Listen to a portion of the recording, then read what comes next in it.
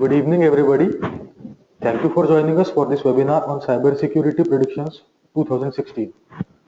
This webinar will be presented by Mr. Rajesh Nikam, who is working as a senior manager with the Quick Heal Threat Research and Response team. Rajesh has more than 15 years of experience in computer security domain in reverse engineering, malware analysis, and security software development. Prior to Quick Heal, Rajesh has worked with companies like Semantic Security. He has published 3 research papers in International Security Conference (AVAR), Association of Antivirus Asia Researchers. His areas of interest are advanced persistent threats, also known as targeted attacks, automated malware classification, and signature generation. Rajesh has completed his Bachelor's of Computer Engineering from Pune University. I will now hand over the proceedings of this webinar to Rajesh.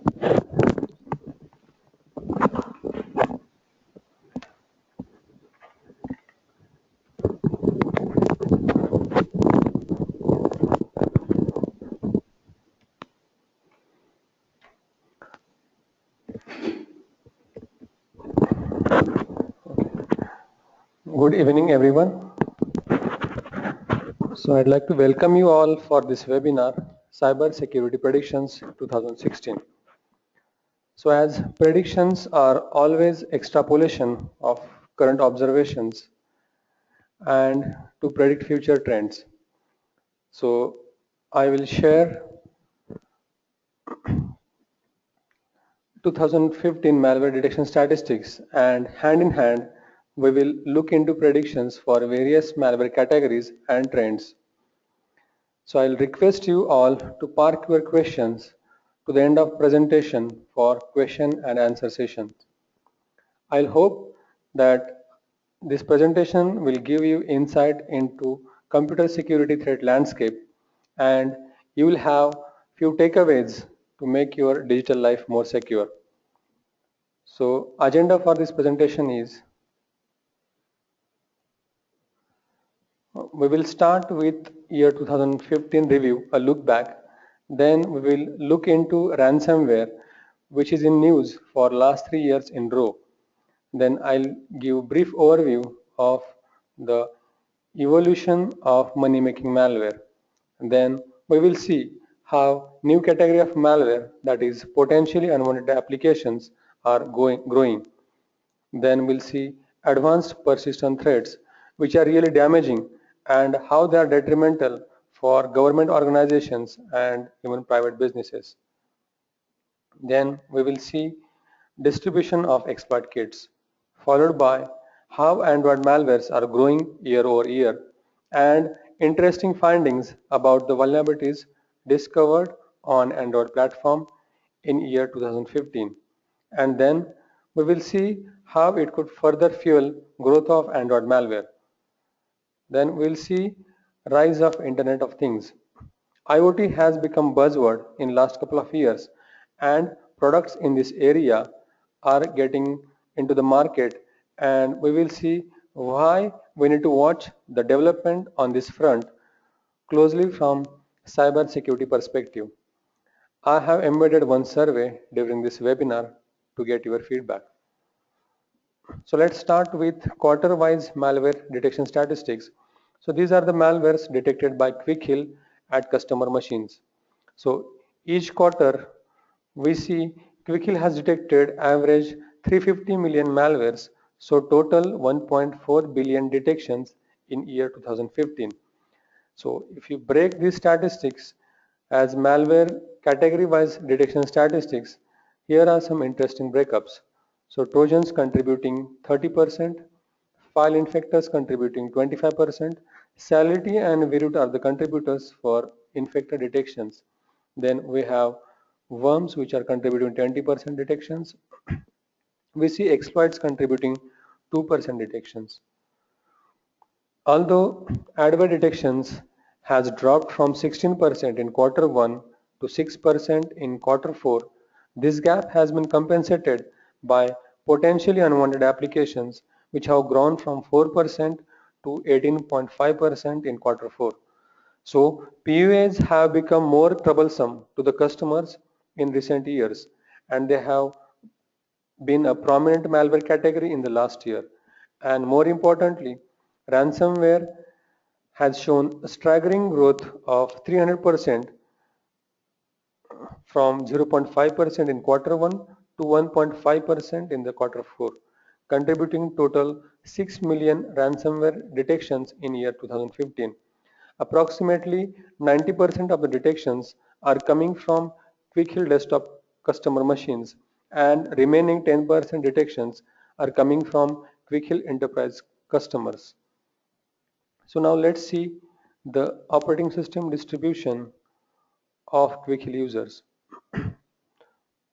So 59% of the Quick users are using Windows 7, 20% users are still using Windows XP, 18% are using Windows 8, around 2% have migrated to the latest version of Windows, that is Windows 10, 1% are using Windows Vista.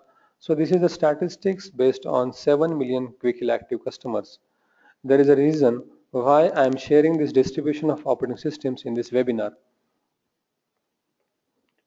The very important point I want to make here is, if one continued to use Windows XP, for which Microsoft has officially stopped its support in April 2014, that is almost 2 years back, these computers which are having Windows XP, it will still continue to work, but it poses for many known and unknown security risks and exposure for malware attacks.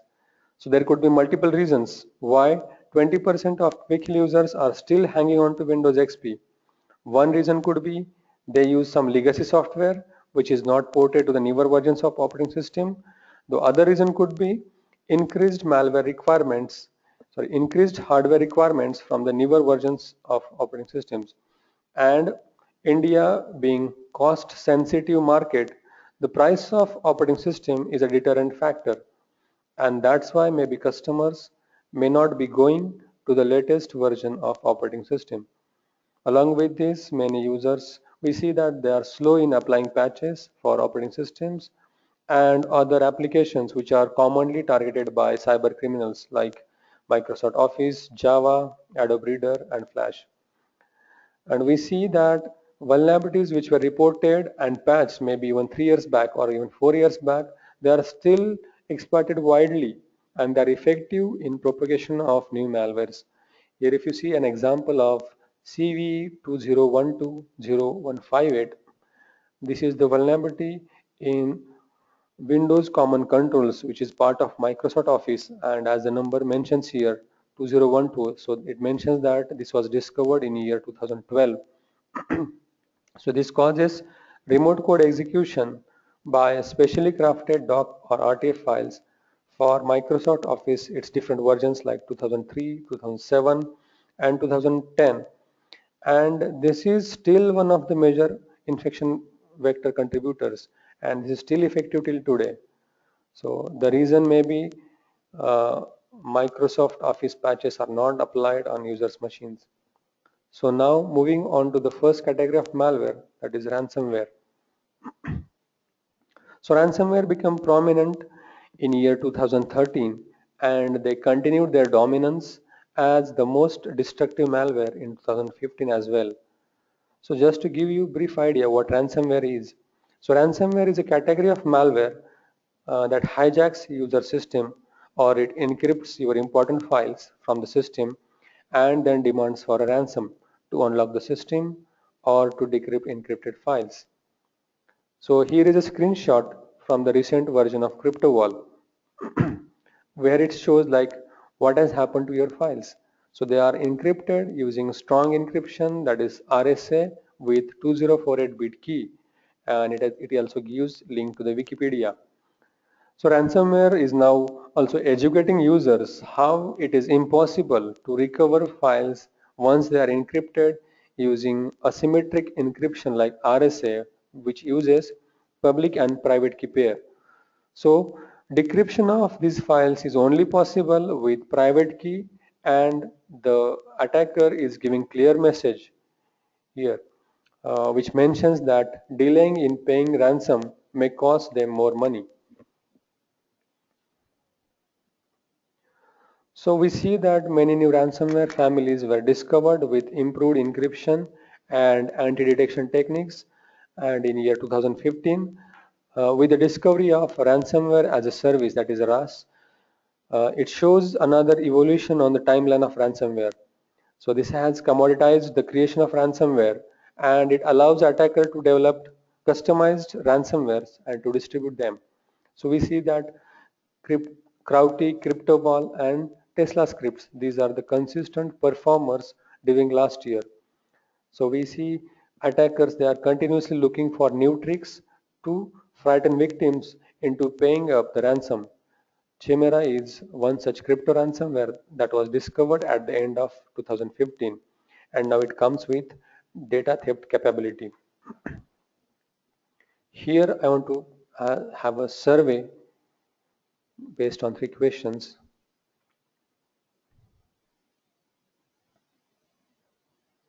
So survey has actually 3 questions that will given to you. So we are launching the first question, which mentions, uh, do you have a defined data backup policy or process in place?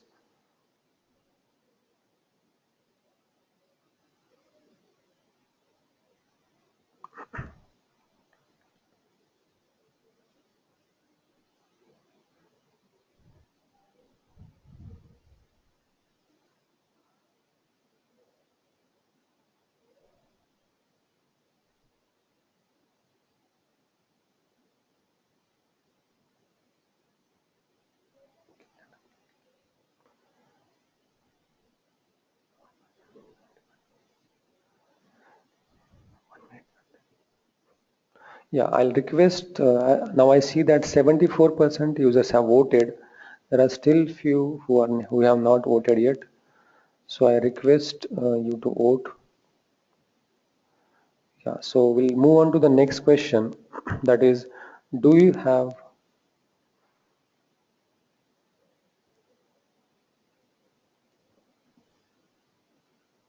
yeah, so we see that 59% of the users have mentioned that they're having data backup policy in place, and 41% have mentioned that they don't have a data backup policy. So the next question we want to put here is, what is the type of data backup do you undertake, whether it is online, whether it is offline, or it is both, or you don't have a type of data backup? So we are providing 1 minute. Uh, you can answer the question.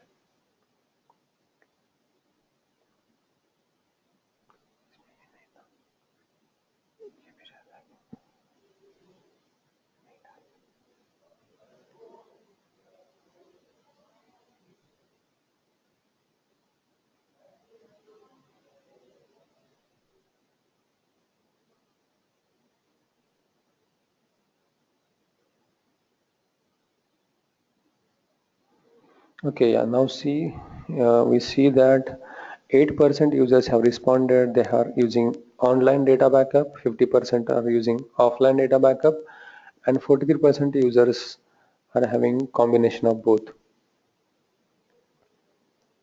Then we are moving to the next question, that is, what is the frequency of your data backup, whether it is incremental, whether it is daily or weekly?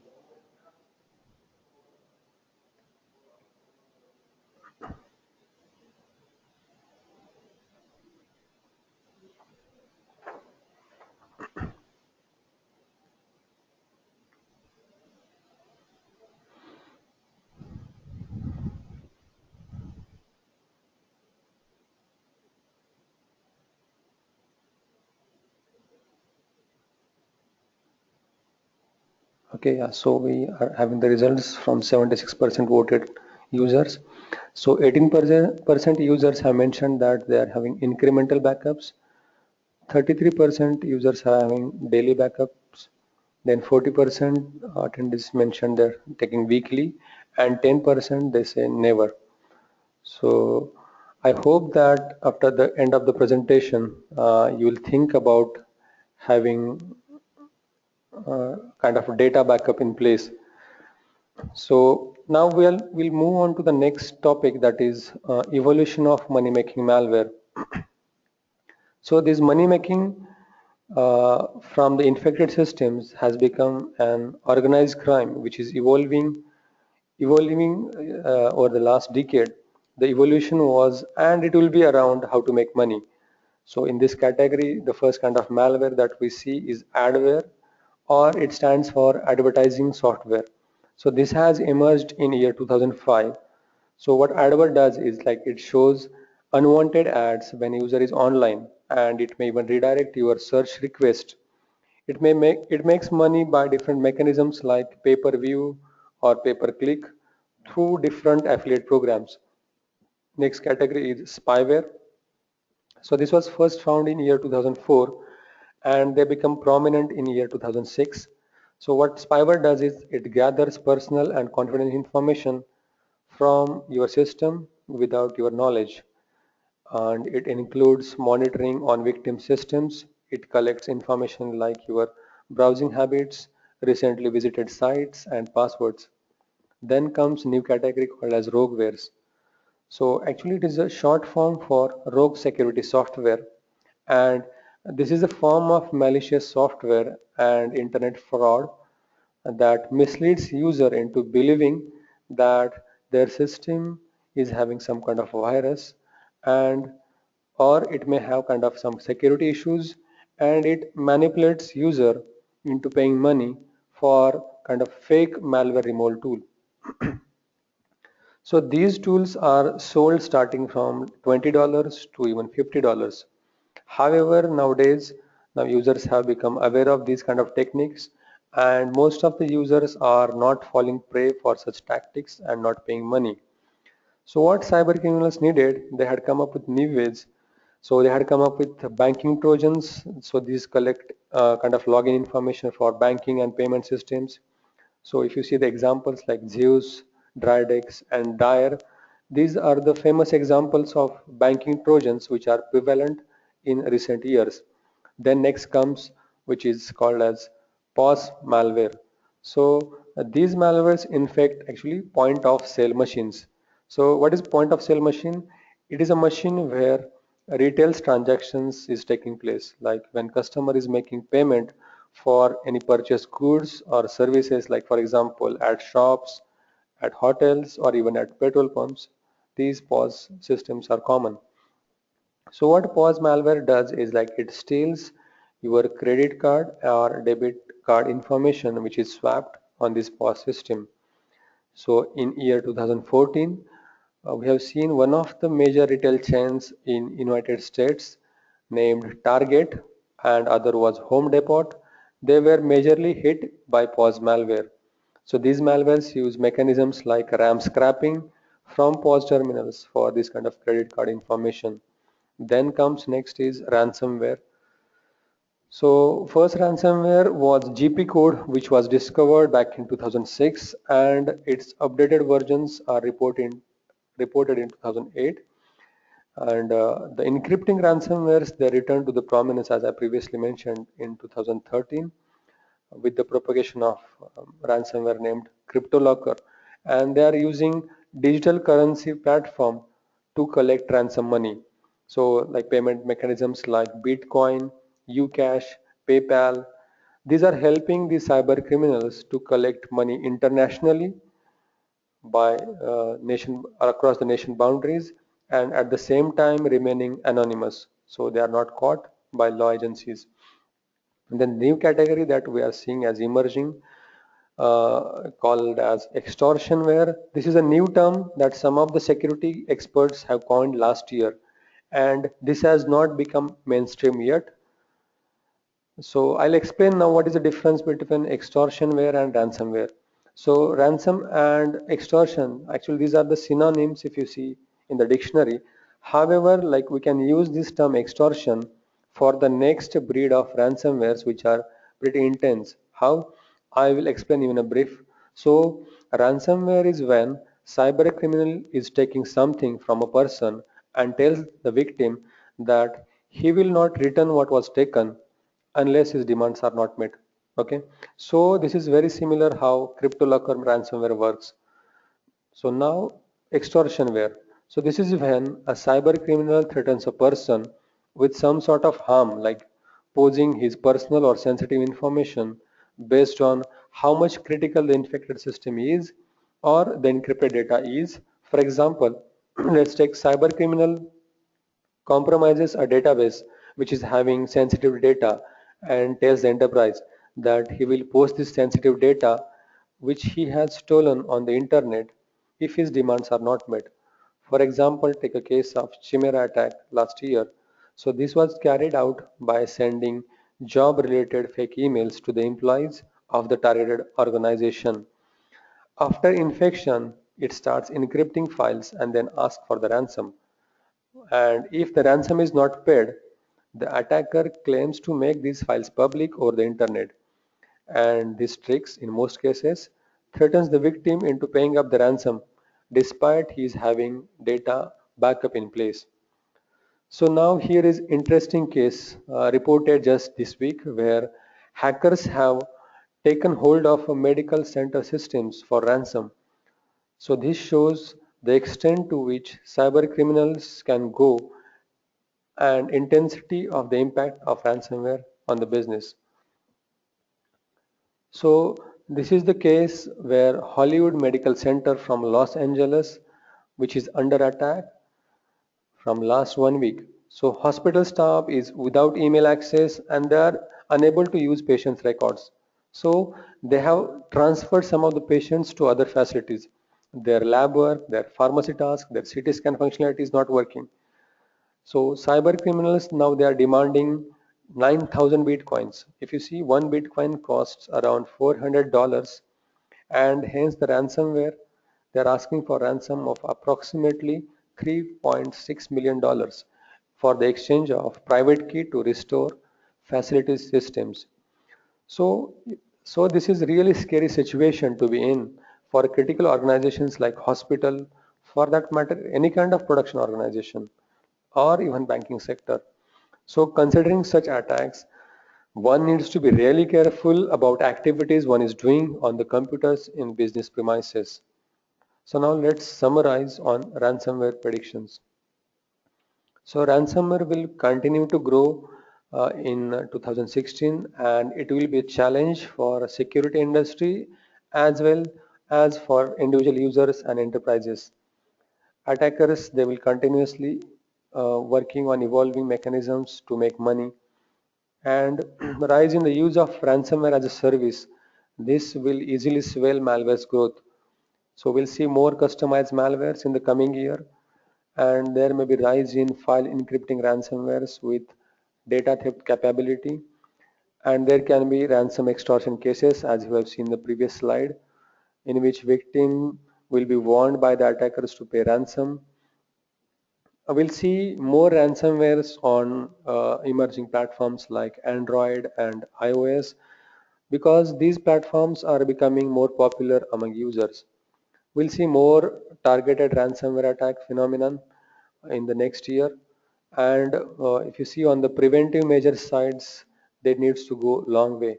For example, enterprises with uh, uh, could prevent this kind of data encryption ransomware attacks. They need to have good backup hygiene and they need to save this data to the separate systems or devices. And on the other front, to minimize the risk of posting your data, confidential data on the internet as a means of extortion where enterprises you need to think about encryption for data at rest, like when the data is encrypted and it's saved to the database or when it is resting in the files. So now with summarizing on the ransomware, we'll move on to the next category of malware, that is potentially unwanted applications. So we call them as PUAs. So this is one of the rising malware categories as we have seen in the statistics previously. So there are many publishers we see they provide custom toolbars, software bundlers, downloaders from different websites other than product publishers websites. So let's say if you want to download music player and you go on the internet, search for it and you get some installer and during installation it has some other bundle applications and which are selected by default And now by selecting by default, you allow the installer to download and install other unwanted applications. So this puts your system to more security and privacy risks. For example, browser fox is one of such PWAs that tops the list in PWAs. Uh, so if you see what it does, like it can hijack web browsers or it can download additional malwares into your system. It also tracks your browsing habits, and the collected information is used for targeted marketing. So we see that there is exponential growth in digitally signed samples, and at Quick Hill we are providing detections for such PUAs based on digital certificates. So let's see some examples of PUAs. So here is Marine Aquarium Light Toolbar. So this installs a toolbar for screensavers. So we see like here by default uh, some options are selected to modify your web browser's homepage, and it can change default search engine to us.com. Then we have a setup for Sweet IM Messenger. So this is kind of a chat and instant messaging application. And if you read this carefully, its license agreement, it mentions that with the use of Sweet IM Messenger, you are exposed to a variety of risks like unwanted evasion of your privacy, and in the end it mentions spoofing, spamming, breaking your passwords, or fraud, to name few. So it is clearly mentioned in the license agreement about privacy and security issues that one may face with the usage of this software. And if one carefully reads this and thinks for a while about the same, one will not dare to select I accept and then click next button. So it is observed that very few people actually pay attention and read these license agreement during installation of any software. And Microsoft Windows, it has spoiled us. It has put us into bad habit like just click next, next, next, and then finish button, and we're done. And this many times can put our system at risk. So next case is let's say if someone want to search for some MP3 songs and you get some results and you go to the downloading songs page. So at times attacker put fake download links in the advertisement section like this, which user may click and end up getting potentially unwanted application on his system instead of getting the desired song. So So we need to be alert when we are downloading and installing such softwares. We need to check that we are downloading and installing only intended applications. We need to read license agreement carefully, especially privacy policy and risk involved, and we need to avoid downloading from fake links displayed as advertisements as shown in the previous slide. And you can even use Quick Hill anti-malware tool that comes as a part of Quick Hill security product to detect and remove some of the tricky PUAs. So now switching gears and moving on to the other important category of malwares, that is advanced persistent threats, or they are also known as advanced threat. We also call them as targeted attacks. So advanced threat is a type of threat that is developed to steal confidential and critical data, and that is specifically from targeted systems. So we have, so they have actually totally different objective than other categories of malwares, which mostly revolve around making money. But APTs are specially designed to steal intellectual property or extract confidential document, and it runs for the longer period of time. That's why it's called as persistent rather than to carry out short-term but deadlier attacks. So some of the famous examples of APTs are Stuxnet, which was reported in August 2010, and this is considered as a sophisticated cyber weapon which was targeting to stop Iran's nuclear program. So that was followed by some other APTs named Duque, Flame, and Dark Hotel. So in year 2015, We have detected several APT campaigns and that were aimed towards government and financial and even defense sectors. So many of these attacks were even also targeted towards Indian organizations. So we will be publishing annual threat report which give details on these interesting advanced threat in coming weeks. So here I'm sharing a statistics about some interesting families and I'll give a brief overview of these families. So first category you see here is a RAT.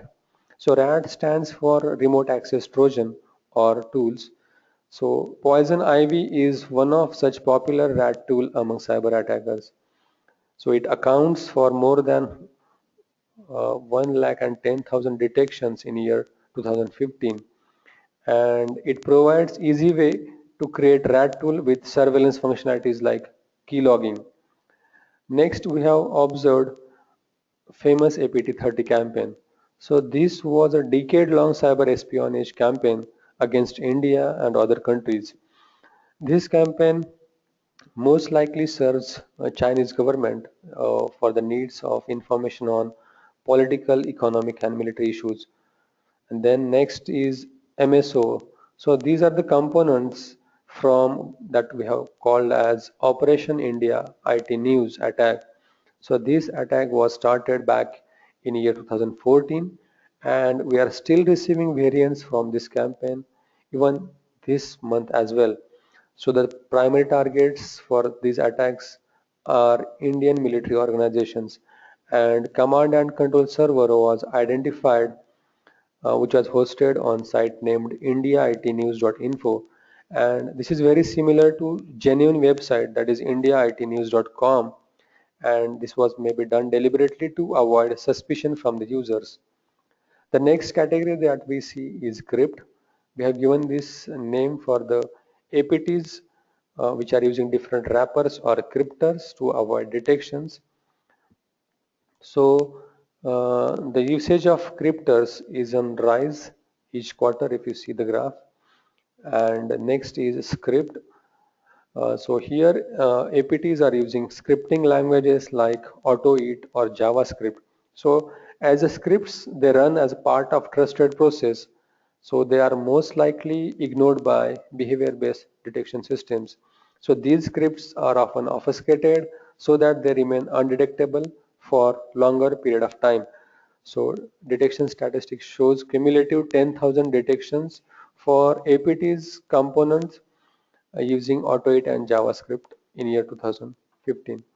So all these threads they are equipped with RAT functionality required for cyber espionage like steal user information, listing of files on your system, enumerating running processes, downloading files, uploading let's say important files from your system to the remote server, and even stealing login credentials from email clients, web browsers, and FTP clients. We see that spear phishing and social engineering techniques, they are the prominent infection vectors in case of APTs, and they will still remain prominent. And in the recent years, we have seen many security companies, they had come up with sandbox-based security solutions.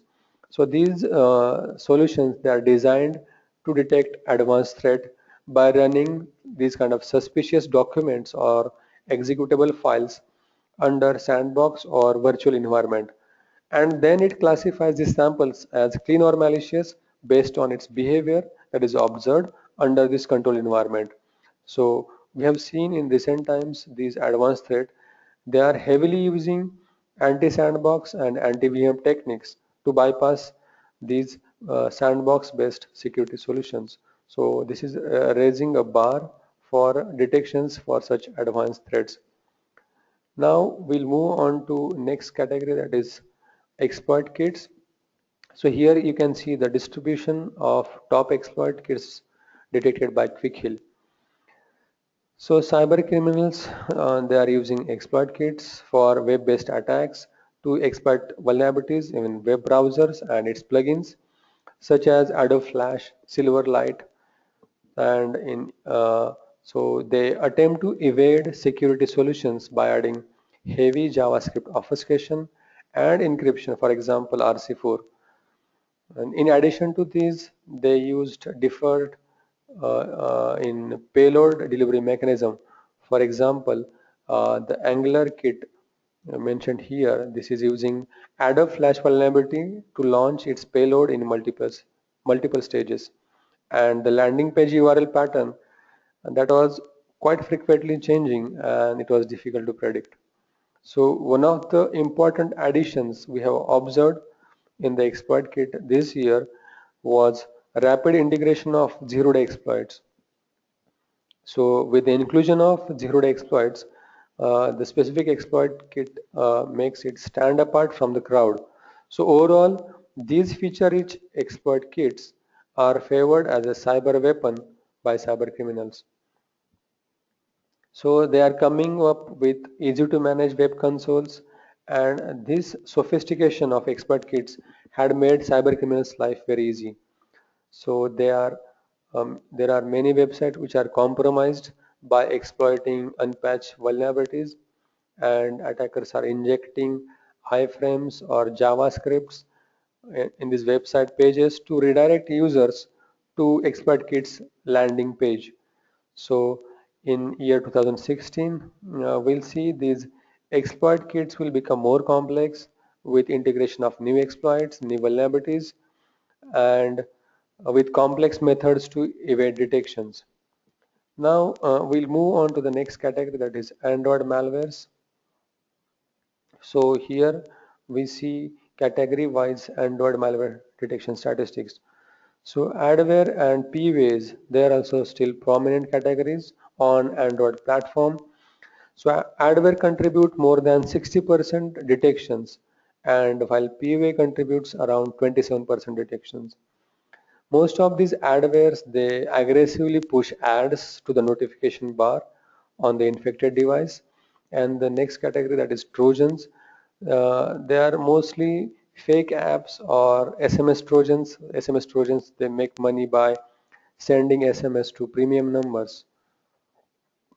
So we see that these third-party app stores from China and Russia, they are the major contributors for Android malware growth.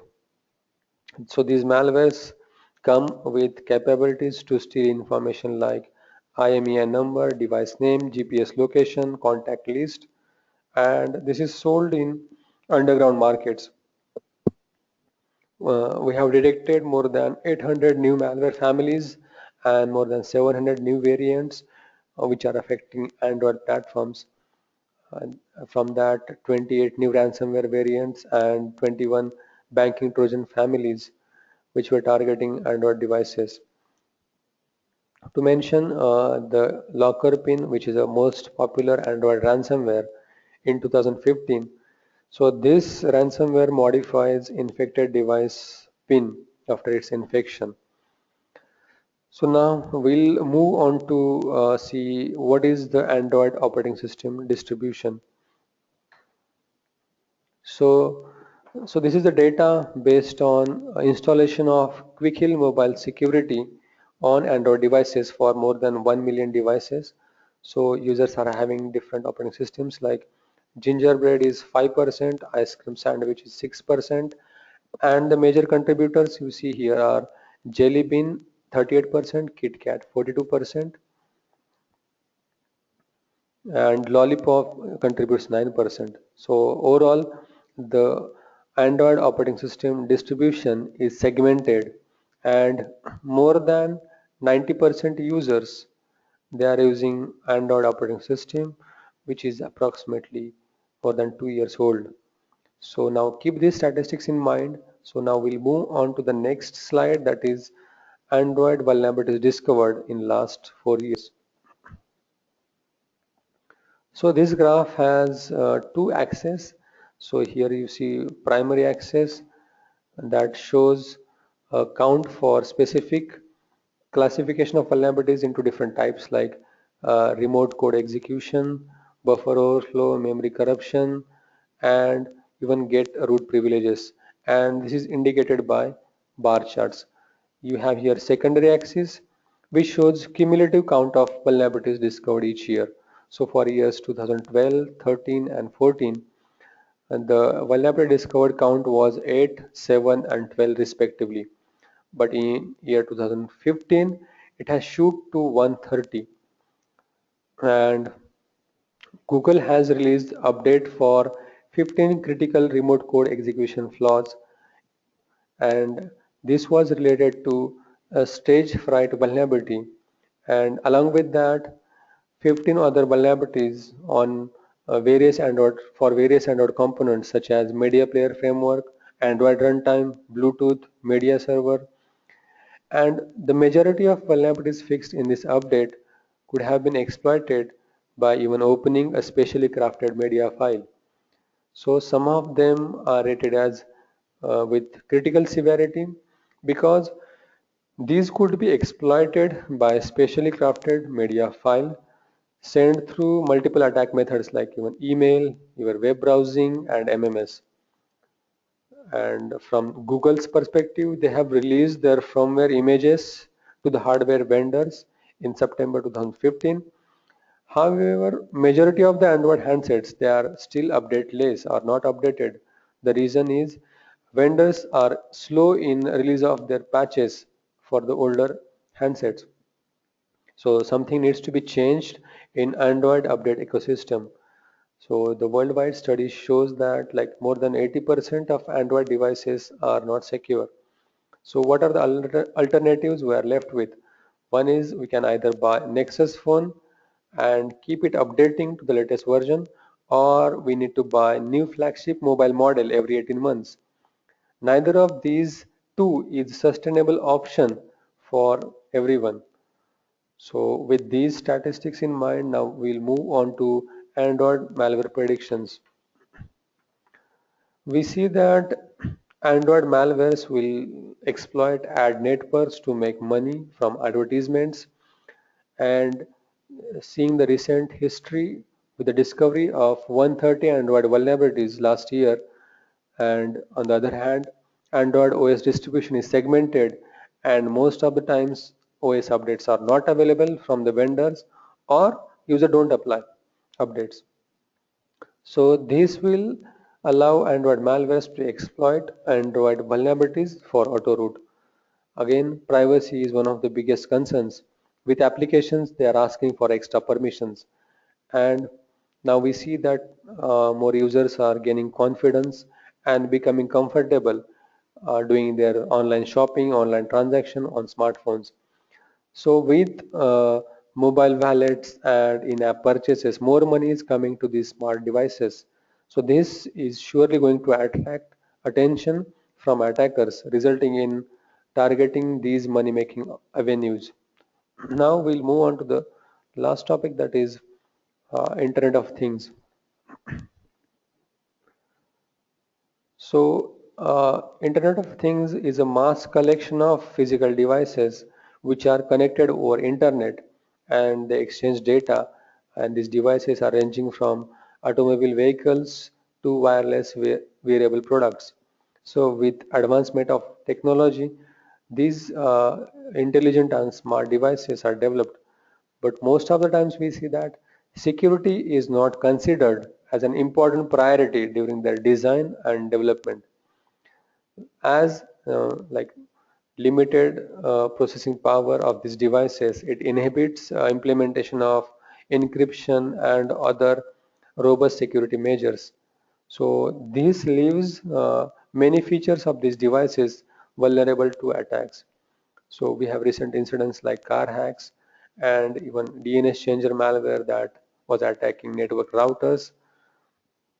So with routers, we have observed that most of these devices, they come with known admin password by default. Like in some cases, login is admin, password is admin, login is username is root, password is root, or in many cases, password is blank, or even they have some vulnerabilities that could be used to achieve remote access and compromise these devices for malicious purpose. If you see the example of malware, this was found being using compromised routers as C&C server to host its payload components. And in future, like smart devices including TV, refrigerators, cars, drones, smart cameras, and wearables like smart watches. So these will be seen as common targets from hackers. So on the challenge front, we see that the volume and the type of personal information that is gathered and stored, it is going to grow. It will grow from like personal information to even browsing habits and even sensors which are collecting data like your blood pressure, your daily schedule, your geolocation. So this is kind of huge data which is collected from these IoT devices, and this is surely give rise to the potential for unexpected use of your data, and this could result into privacy and security risks. So we need to have kind of secure development practices and threat modeling of these IoT devices, which is very much required. So let's see one of such smart devices, smart TV, as an example. So in the era of smart devices, this smart TV provides you a set of features like it gives you recommendations based on the content that you have already watched or purchased, or the information about your clicks, about your likes, about your dislikes, and the query terms that you use when you are using smart TV search features. So someone is always watching you about your habits, and they are giving you personalized recommendations. So other features this smart TV comes with is voice recognition, your gesture control, your facial recognition, and it actually gives you more control, or whether you are actually losing your control. So if you see the link mentioned below about the Samsung privacy policy, so it mentions that to provide you the voice recognition feature, some of the interactive voice commands may be transferred to third-party service providers for convert your interactive voice to command text. So now your data is going from your device providers to third parties. So now let's say what now Samsung has to say about third parties privacy policies. So it mentions the quote is something like this: Samsung is not responsible for these providers' privacy and security practices. So you should exercise caution and review the privacy statements applicable to third-party websites and services you use. So please be careful when you next buy some fancy or cutting edge smart devices, and be sure to read their privacy policies and then make decisions based on that. So with this, I'd like to move on to the conclusion part. So with unpatched operating systems and applications, and they are surely open invitation for infection. So the key is we keep operating system and applications like Microsoft Office, Java, Adobe Reader, Flash, even database servers updated to the latest versions, and this is the key to reduce infections. We see that ransomware will continue and grow, and with extortion cases, it may become more prominent in coming years. We have seen the examples in the presentation. So we need to have data backup and encryption solutions. These are very much required and needed to be adopted by users. And enterprises, they need to see that data protection is very important and critical for their important data. Then we see PUAs, they are on rise along with expert kits. And now we see that advanced threats, they have become more common, and they will rise in targeting important data from government organizations and which are related to national security and even intellectual property from private sector. And on Android platform, we have seen that there are 130 vulnerabilities discovered on Android OS last year. And on the other hand, Android ecosystem is slow in adoption of updates and applying patches. So Android malwares are surely going to take advantage of these factors. And with the rise of mobile wallets and in-app purchases, and they will target these for monetary gains. On IoT devices, we see that this is adding new dimension to the security landscape. from home and enterprise security perspective. So we suggest that user to apply updates for these critical applications, and most important, like when you get emails with links and attachment from unknown sources, we should be more careful.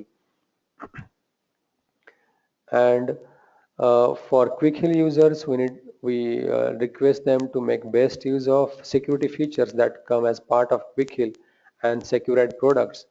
Like we have anti-malware tool, or you need to use quick heal secure browse when you are surfing, and you need to use quick heal safe banking when you are doing banking transactions or online shopping. So thank you being part of this webinar, and stay secure. With this, I'd like to conclude the presentation, and now I open it for question and answer session. So please feel free, if you have something to write us at corporatecommunications@quickheal.co.in, or write us the questions that you have.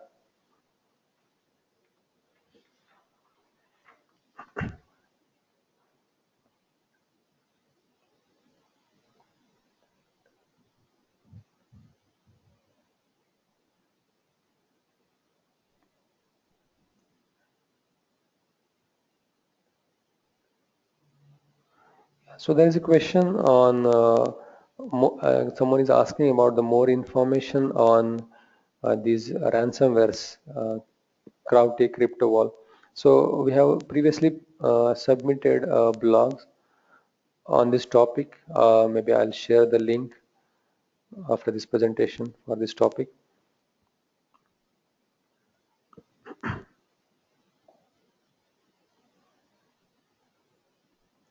Yeah, then a question from Saurabh here is, he asked about what is anti-VM technique. So VM stands for virtual machine.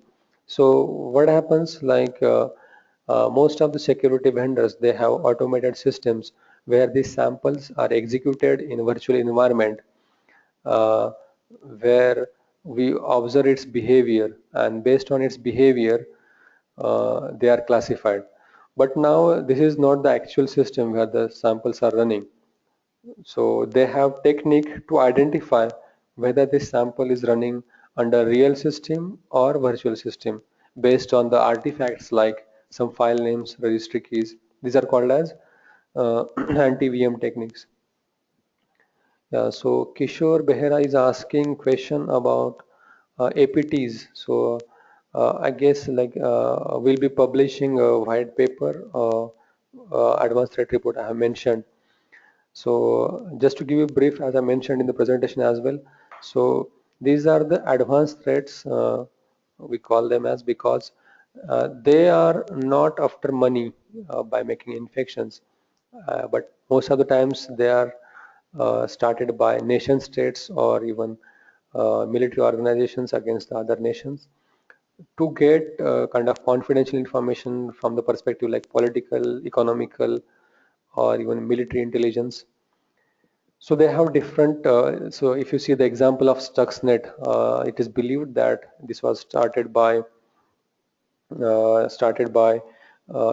US and Israel intelligence to stop Iran's nuclear program.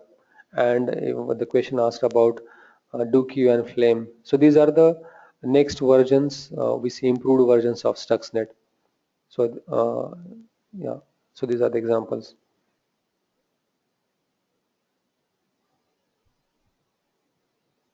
Yeah, Shiv Karan is asking about online payment is not sure. So when you say on Android platform, we have avenues where uh, uh, people can make online transactions or pay for money, or maybe the point I was mentioning, when you are doing online payments, like doing online shopping or paying your bills online. So we suggest users to use quick heal safe banking, where it creates kind of sandbox environment around your browser, and it stops lot of keyloggers also. So that way you are safe from lot of zero-day malwares. Yeah, so I'd like to thank you all for being part of this presentation, and wish you and thank you. Thanks, Rajesh, for this wonderful presentation. Since we are running already out of time, so in case anybody of you having any further question or queries, you can mail us to corporatecommunication@quickhealco.in, or in case you want to connect us on any other social media platform like Facebook and Twitter, the details are already on your screen. Thank you. Thank you very much, guys.